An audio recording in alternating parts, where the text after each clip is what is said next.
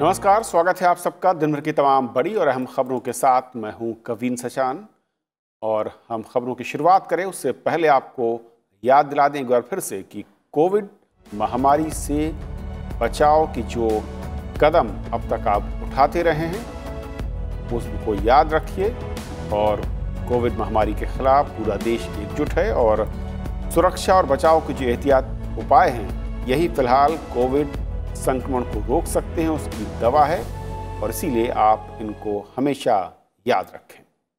और अब मुख्य समाचार।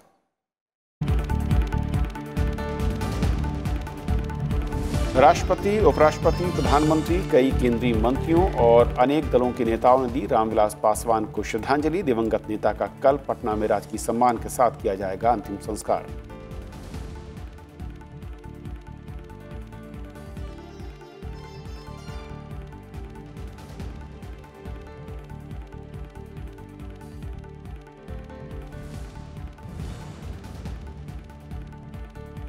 बिहार विधानसभा चुनाव के दूसरे चरण के लिए नामांकन प्रक्रिया शुरू। दूसरे दौर में 94 सीटों पर 3 नवंबर को होगा मतदान। पहले चरण की वोटिंग 28 अक्टूबर को।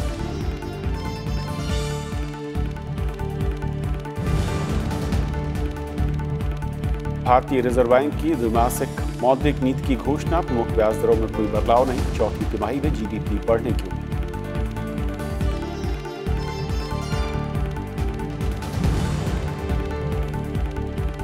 भारत में कोरोना संक्रमित मामलों में कमी। देश में 9 लाख से नीचे आए सक्रिय मामले। रिकवरी दर बढ़कर 85.52%।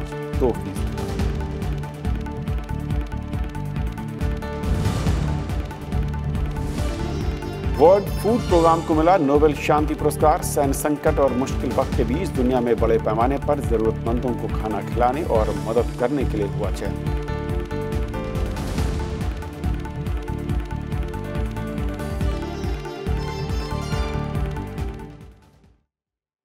केंद्रीय मंत्री, राज्यसभा सांसद और लोक जनशक्ति पार्टी के नेता रामविलास पासवान अब हमारे बीच नहीं है।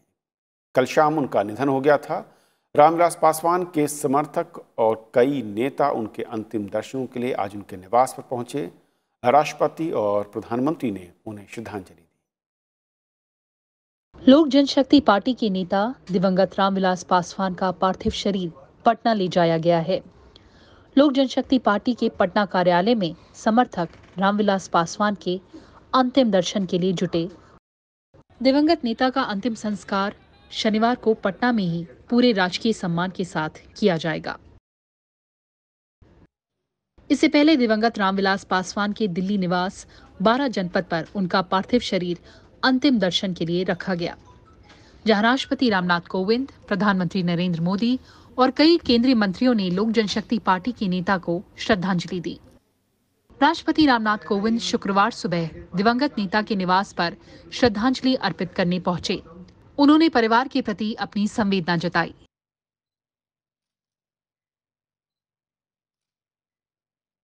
प्रधानमंत्री नरेंद्र मोदी भी रामविलास पासवान के निवास पर गए और उनके परिजनों से मुलाकात की। केंद्रीय मंत्री अमित शाह, राजनाथ सिंह, रविशंकर प्रसाद, प्रकाश जावड़ेकर, डॉक्टर हर्षवर्धन और गिरिराज सिंह ने भी दिवंगत रामविलास पासवान को उनके निवास पर जाकर श्रद्धांजलि दी।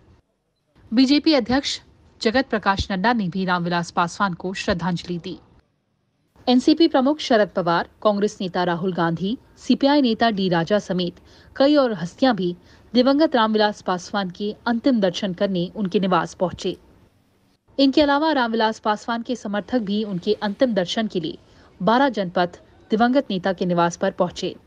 रामविलास पासवान लंबे समय से बीमार थे और दिल्ली में उनका इलाज चल रहा था। Bureau report, Rajya Sabha TV. Ramvilas Paswan के निधन के बाद दिल्ली से लेकर बिहार तक शोक की लहर है। पूर्व केंद्रीय मंत्री के निधन पर कई हस्तियों ने शोक जताया। हम लोग के संबंध बिहार के नाते, जेपी मूवमेंट के नाते, संसद में, सरकार में एक बड़े भाई के रूप में उनका स्नेह और आशीर्वाद मिलता था। तो हम सभी दुखी हैं, देश दुखी है, बिहार दुखी है। क्या कहूँ, बहुत सी भावनाएं याद आती हैं। मेरी बहुत विनम्र श्रद्धांजलि है देश ने अपना एक बहुत ही सच्चा सपूत खो दिया। वो जिंदगी भर दलित, पिछड़े सभी समूहों के लिए लड़ते थे। मंत्रिमंडल में वो बहुत सक्रिय रहते थे। आज केवल बिहार में नहीं, पूरे देश भर में लोगों को बहुत दुख हो रहा है। एक जिंदा दिल इंसान थे, हमेशा प्रसन्न रहते थे। रामविलास पासवान जी बहुत बड़े दिल के नेता थे, कार्यकर्ता थे, अम्बेडकराइट थे और उन्होंने उनकी जो लोक जनशक्ति पार्टी है, लोक जनशक्ति पार्टी को मजबूत करने के लिए उन्होंने बहुत बड़ा कष्ट उठाया था। मैं रामविलास पासवान जी को भावपूर्ण आदरांजलि अर्पित करता हूँ और उनका अधूरा सपना पूरा करने की हम सब लोग मिलकर करेंगे। पिछले 4 दशकों से मैं उनको जानता था। कभी हम विपक्ष में रहे, कभी वो विपक्ष में रहे और कभी हम साथ इकट्ठे भी सरकारों में रहे। और डाउन टू अर्थ है, हमेशा जो गरीब लोग हैं, चाहे वो किसी भी समुदाय के हों, उनकी हमेशा मदद करते थे। पूरा देश दुखी है और बिहार तो पूरी तरह से इस समाचार को सुनकर सदमे में है। केंद्र में चाहे रेल मंत्री के नाते हो, टेली कम्युनिकेशन हो, स्टील हो, हर विभाग पर उन्होंने अपनी एक छाप छोड़ी है और जिस भी विभाग में रहे बिहार के विकास के लिए हमेशा लड़ते रहे और बिहार के लिए उनका इतना बड़ा योगदान है कि बिहार कभी रामविलास पासवान के योगदान को भूल नहीं सकता है। रामविलास पासवान के निधन से चारों तरफ शोक की लहर है और गुरुवार रात से ही सोशल मीडिया पर दिवंगत नेता को श्रद्धांजलि अर्पित करने वालों का तांता लगा हुआ है। रामविलास पासवान के रूप में देश ने एक सशक्त और बड़े दलित नेता को खो दिया है। राष्ट्रपति रामनाथ कोविंद ने ट्वीट संदेश में कहा कि केंद्रीय मंत्री रामविलास पासवान के निधन से देश ने एक दूरदर्शी नेता खो दिया। उनकी गणना सर्वाधिक सक्रिय और सबसे लंबे समय तक जनसेवा करने वाले सांसदों में की जाती है। राष्ट्रपति ने कहा कि रामविलास पासवान वंचित वर्गों की आवाज मुखर करने वाले और हाशिए के लोगों के लिए सतत संघर्षरत रहने वाले जनसेवक थे। उपराष्ट्रपति और राज्यसभा के सभापति एम वेंकैया नायडू ने अपने शोक संदेश में कहा कि रामविलास पासवान एक अनुकरणीय नेता थे, जिन्होंने अपनी अंतिम सांस तक लोगों और देश की सेवा की। उपराष्ट्रपति ने कहा कि पासवान एक उत्कृष्ट सांसद थे और हमेशा हाशिए के लोगों के सशक्तिकरण के लिए प्रयत्नशील रहते थे। प्रधानमंत्री नरेंद्र मोदी ने ट्वीट संदेश में कहा कि रामविलास पासवान का निधन एक व्यक्तिगत क्षति है। रामविलास पासवान को दोस्त बताते हुए प्रधानमंत्री ने कहा कि उन्होंने एक ऐसे मूल्यवान सहयोगी और ऐसे व्यक्ति को खो दिया जो हर गरीब की गरिमापूर्ण जिंदगी सुनिश्चित करने के लिए बेहद उत्सुक था। प्रधानमंत्री ने यह भी कहा कि रामविलास पासवान एक उत्कृष्ट सांसद और मंत्री थे, जिन्होंने कई नीतिगत क्षेत्रों में स्थायी योगदान दिया। लोकसभा अध्यक्ष ओम बिरला ने शोक जताते हुए कहा कि रामविलास पासवान ने आजीवन समाज के वंचित, अभावग्रस्त वर्ग के कल्याण के लिए काम किया। बिहार के मुख्यमंत्री नीतीश कुमार ने भी रामविलास पासवान के निधन पर गहरी शोक संवेदना व्यक्त की है। अपने शोक संदेश में उन्होंने कहा कि रामविलास पासवान भारतीय राजनीति के बड़े हस्ताक्षर थे। वे प्रखर वक्ता, लोकप्रिय नेता, कुशल प्रशासक, मजबूत संगठनकर्ता और बेहद मिलनसार व्यक्तित्व के धनी थे। कांग्रेस अध्यक्ष सोनिया गांधी ने भी रामविलास पासवान के निधन पर दुख जताया है। अपने शोक संदेश में कांग्रेस अध्यक्ष ने कहा कि रामविलास पासवान हमेशा सामाजिक और राजनीतिक भागीदारी के मकसद पर जोर देने के लिए याद किए जाएंगे।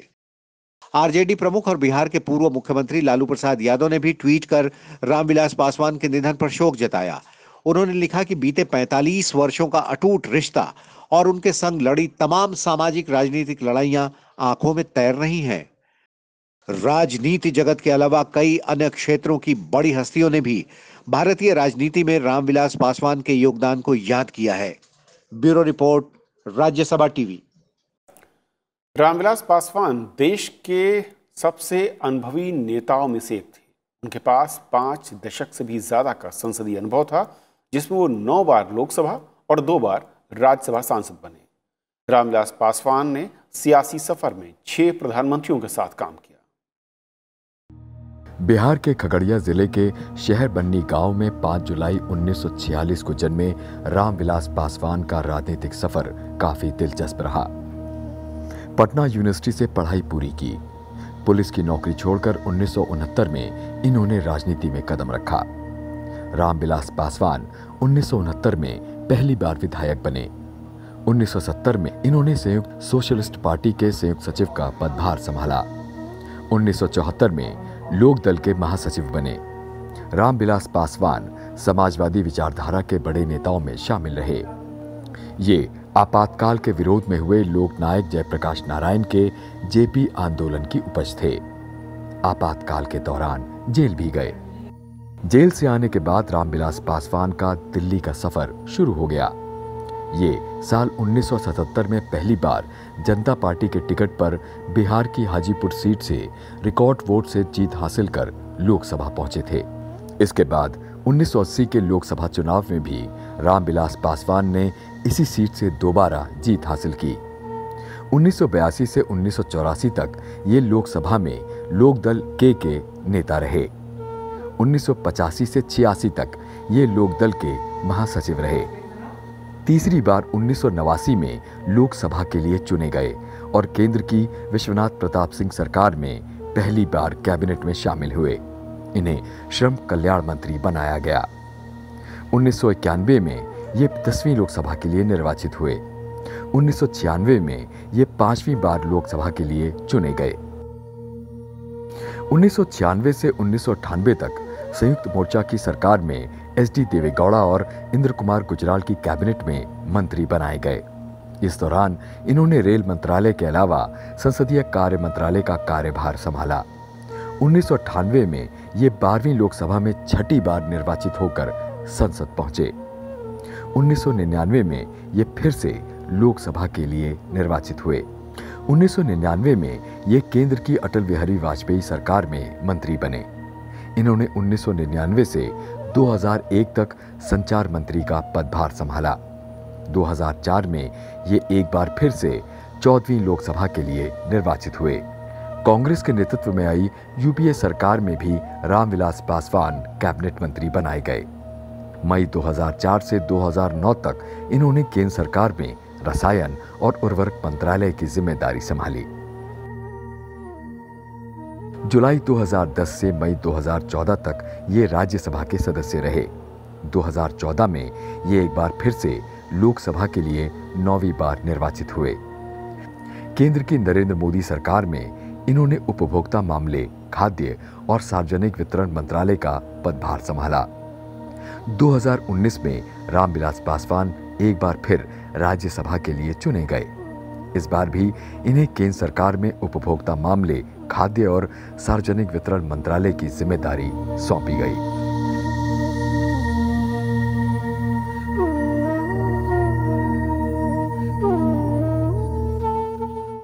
संसद की कई स्थायी समितियों की आज बैठक हुई। लोकसभा सांसद प्रताप राव जाधव की अध्यक्षता वाली ग्रामीण विकास संबंधी संसदीय समिति ने वर्ष 2020-21 के दौरान परीक्षण किए जाने वाले विषयों के चयन के संबंध में ज्ञापन पर विचार किया। पेट्रोलियम और प्राकृतिक गैस संबंधी संसदीय समिति की बैठक हुई। इसमें वर्ष 2020-21 के दौरान परीक्षण किए जाने वाले विषयों के चयन के संबंध में ज्ञापन पर विचार हुआ। इसके अलावा स्वास्थ्य और परिवार कल्याण संबंधी संसदीय समिति की भी बैठक हुई। स्वास्थ्य और परिवार कल्याण समिति के सचिव ने आयुष्मान भारत योजना के माध्यम से कोविड प्रबंधन के बारे में समिति को जानकारी दी।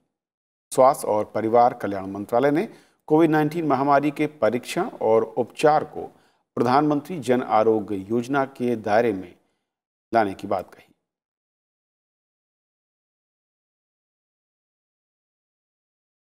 बिहार विधानसभा चुनाव के दूसरे चरण के लिए अधिसूचना जारी होने के साथ 17 जिलों की 94 सीटों के लिए नामांकन दाखिल करने की प्रक्रिया शुरू हो गई। 94 सीटों पर 3 नवंबर को मतदान होना है।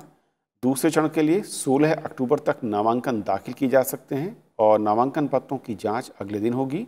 नाम वापस लेने की आखिरी तारीख 19 अक्टूबर है। दूसरे दौर में पटना और नालंदा को छोड़कर बाकी सभी जिले उत्तरी बिहार के हैं। इनमें सीतामढ़ी, शिवहर, मधुबनी, दरभंगा, मुजफ्फरपुर, गोपालगंज, सीवान, सारण, वैशाली, समस्तीपुर, बेगूसराय, खगड़िया, भागलपुर और पश्चिम चंपारण शामिल हैं। वहीं पहले चरण के 71 विधानसभा सीटों के लिए कुल 1357 उम्मीदवारों ने नामांकन दाखिल किया। नाम वापस लेने की आखिरी तारीख 12 अक्टूबर है। पहले चरण के लिए सबसे अधिक नामांकन गोरवा सीट से हुआ है। इस सीट पर 29 उम्मीदवार मैदान में हैं।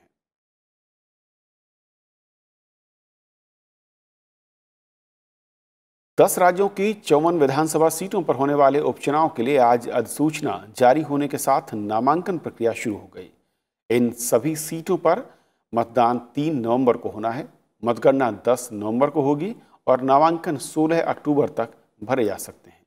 17 अक्टूबर को नामांकन पत्रों की जांच होगी और नाम वापस लेने की आखिरी तारीख 19 अक्टूबर है। जिन राज्यों की विधानसभा सीटों पर चुनाव होने हैं उनमें सबसे ज़्यादा मध्य प्रदेश से हैं, जहां पर 28 सीटें हैं। गुजरात की 8, उत्तर प्रदेश की 7, झारखंड, कर्नाटक, ओडिशा और नागालैंड की 2-2 विधानसभा सीटों पर चुनाव होना है। वहीं तेलंगाना, हरियाणा और छत्तीसगढ़ की 1-1 सीट पर मतदान होना है।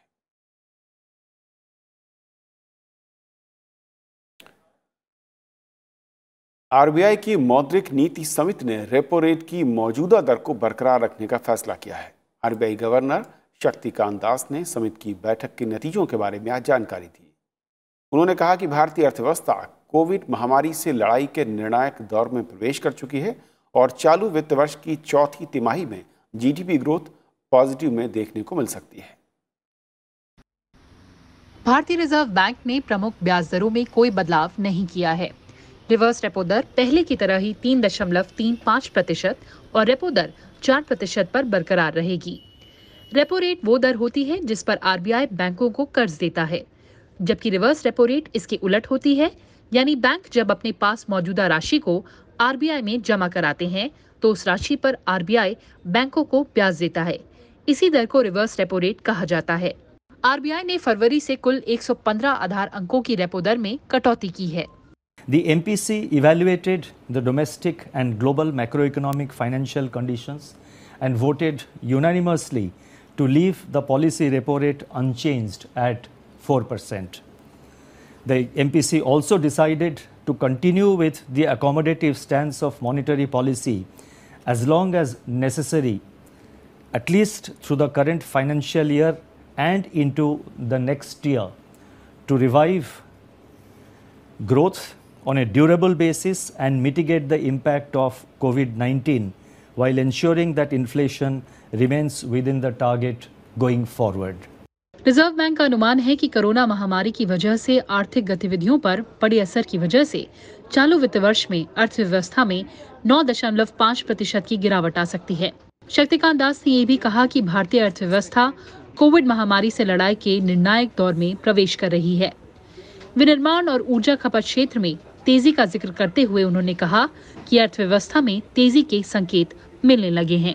The Indian economy is entering into a decisive phase in the fight against the pandemic. Relative to pre-COVID levels, several high-frequency indicators are pointing to the easing of contractions in various sectors of the economy and the emergence of impulses of growth. By all indications, the deep contractions of Q1 2021 are behind us. Silver linings are visible in the flattening of the active caseload curve across the country. Barring the incidence of a second wave, India stands poised to shrug off the deathly grip of the virus and renew its tryst with pre-COVID growth trajectory. RBI ने ग्राहकों को और बेहतर सुविधाएं प्रदान करने के लिए एक अहम फैसला भी लिया। करोड़ों ग्राहकों के लिए रियल टाइम ग्रॉस सेटलमेंट यानी आरटीजीएस सुविधा को 24 घंटे 7 दिन चालू रखने का ऐलान किया गया है। ये सुविधा दिसंबर से शुरू होगी। फिलहाल आरटीजीएस की टाइमिंग सुबह 7 बजे से शाम 6 बजे तक है, जबकि रविवार के साथ साथ महीने में दूसरे और चौथे शनिवार को ये सुविधा भी बंद रहती है। कृति मिश्रा, राज्यसभा टीवी। रक्षा अनुसंधान और विकास संगठन ने देश में विकसित एंटी रेडिएशन मिसाइल रुद्रम का सफलतापूर्वक परीक्षण किया है।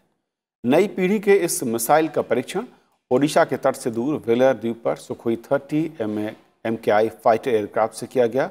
इसमें लॉन्च स्थितियों के आधार पर अलग अलग रेंज की क्षमता है।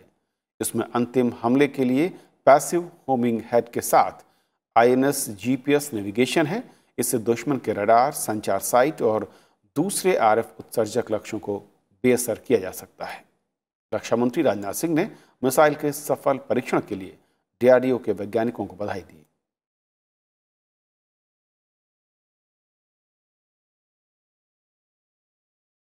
राष्ट्रीय जांच एजेंसी ने महाराष्ट्र के भीमा कोरेगांव केस में सामाजिक कार्यकर्ता, दिल्ली विश्वविद्यालय के सहायक प्रोफेसर समेत 8 लोगों के खिलाफ चार्जशीट दाखिल की है। एनआईए की चार्जशीट में मिलिंद तेलडुम्बड़े को भी आरोपी बनाया गया है, माफ कीजिए, जो अभी फरार है। बाकी सभी आरोपियों को गिरफ्तार कर लिया गया है। एनआईए ने इसी साल 24 जनवरी को इस मामले की जांच अपने हाथ में ली थी। मामला 1 जनवरी 2018 को पुणे के निकट कोरेगांव जंग की 200वीं वर्षगांठ के जश्न के बाद हिंसा भड़काने से जुड़ा हुआ है, जिसमें एक व्यक्ति की मौत हुई थी और कई लोग घायल हुए थे।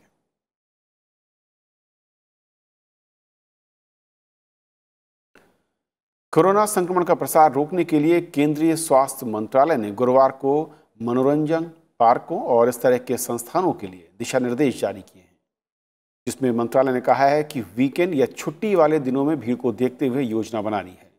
स्वास्थ्य मंत्रालय के निर्देशों में साफ किया गया है कि मास्क पहने रखना और 6 फुट की दूरी बनाए रखना जारी रहेगा। मनोरंजन पार्कों में सभी प्रकार के झूलों को सैनिटाइज करना होगा और आने जाने के अलग अलग समय रखे जाएं।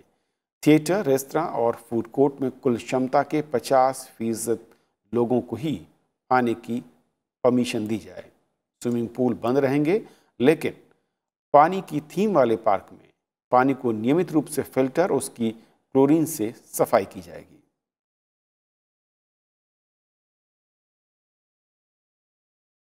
भारत में सक्रिय मामलों में लगातार गिरावट का ट्रेंड बरकरार है। 1 महीने के बाद पहली बार कोविड के सक्रिय मामलों की संख्या 9 लाख से नीचे आ गई है। देश में अब 8,93,000 सक्रिय मामले बचे हैं। कुल सकारात्मक मामलों का केवल 12.94% हैं और साथ ही लगातार तीसरे सप्ताह नए मामलों की तुलना में नई रिकवरी अधिक दर्ज की गई। केंद्रीय स्वास्थ्य मंत्रालय के मुताबिक बीते एक दिन में 78,365 मरीजों ने कोरोना को मात दी है। इसके साथ ही स्वस्थ होने वाले लोगों की कुल तादाद 59,06,000 से ज्यादा हो गई है। हालांकि पिछले 24 घंटे के दौरान कोविड-19 के 70,000 से ज्यादा नए मामले सामने आए हैं। कुल संक्रमितों का आंकड़ा 69 लाख को पार कर गया है। कोरोना संक्रमण से पिछले 24 घंटे में 964 लोगों की मौत हुई है। अब तक 1,06,490 लोगों की जान कोरोना से जा चुकी है। अभी देश में कोरोना के 8,93,592 सक्रिय मामले हैं, जो कुल मामलों का 12.94% हैं, जबकि मृत्यु दर 1.54% है। आईसीएमआर के मुताबिक गुरुवार को 11.5 लाख नमूनों का परीक्षण किया गया। अब तक कुल 8,46,34,680 नमूनों का परीक्षण किया गया है। Bureau report, Rajya Sabha TV. विदेश मंत्री एस जयशंकर ने अफगानिस्तान सरकार के मुख्य शांति वार्ताकार अब्दुल्ला अब्दुल्ला को भरोसा दिया है कि अफगानिस्तान की शांति, समृद्धि और स्थायित्व के लिए भारत हर संभव मदद करेगा। विदेश मंत्री एस जयशंकर की आज दिल्ली के हैदराबाद हाउस में अफगानिस्तान के शांति के मुख्य वार्ताकार डॉक्टर अब्दुल्ला अब्दुल्ला के साथ बैठक हुई और इस दौरान दोनों नेताओं ने हाल ही में घटनाओं पर विचार किया।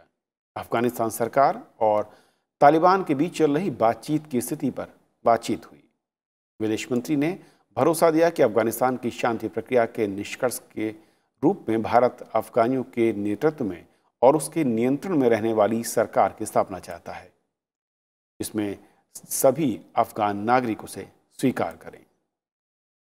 डॉक्टर अब्दुल्ला अब्दुल्ला ने बाद में ट्वीट के जरिए जानकारी दी कि भारत की तरफ से उन्हें पूर्ण समर्थन का वादा मिला है और वो 5 दिनों के भारत दौरे पर मंगलवार को दिल्ली आए थे। गुरुवार को उन्होंने प्रधानमंत्री नरेंद्र मोदी से मुलाकात की थी।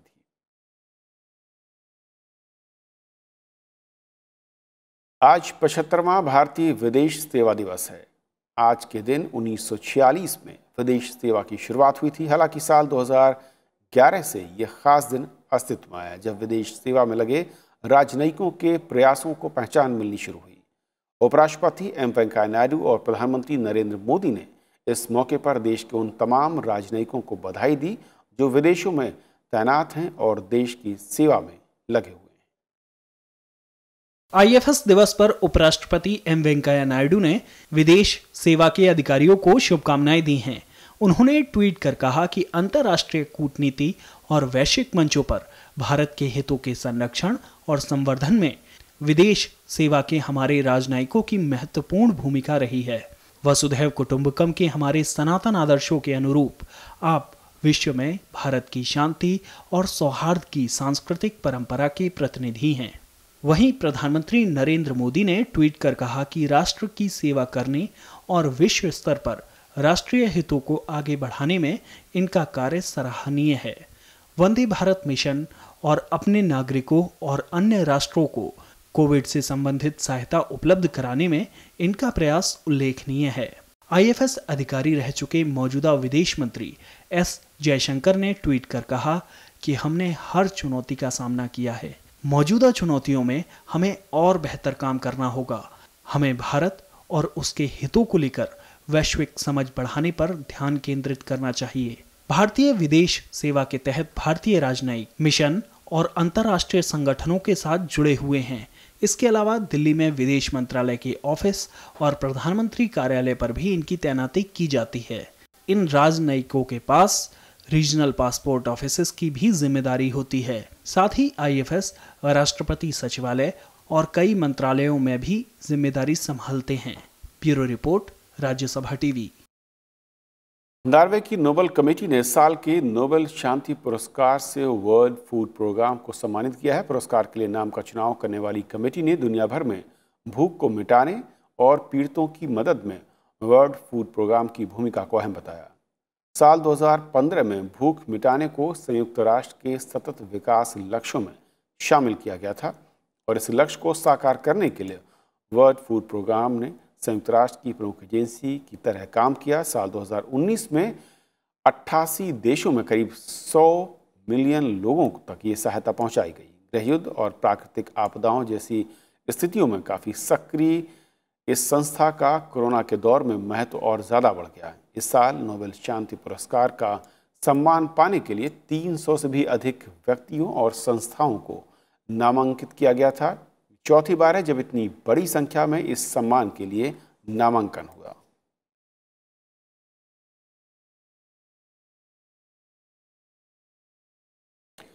तो इस बुलेटिन में फिलहाल इतना ही, लेकिन जाते आते आपको फिर से याद दिला दें कि कोविड संक्रमण से बचाव ही दवा है और वो हिदायत, वो सावधानियां जो अब तक आप करते रहे हैं उनको अपनाते रहें ताकि आप कोविड से बचे रहें और इसके संक्रमण को फैलने से रोक पाएं।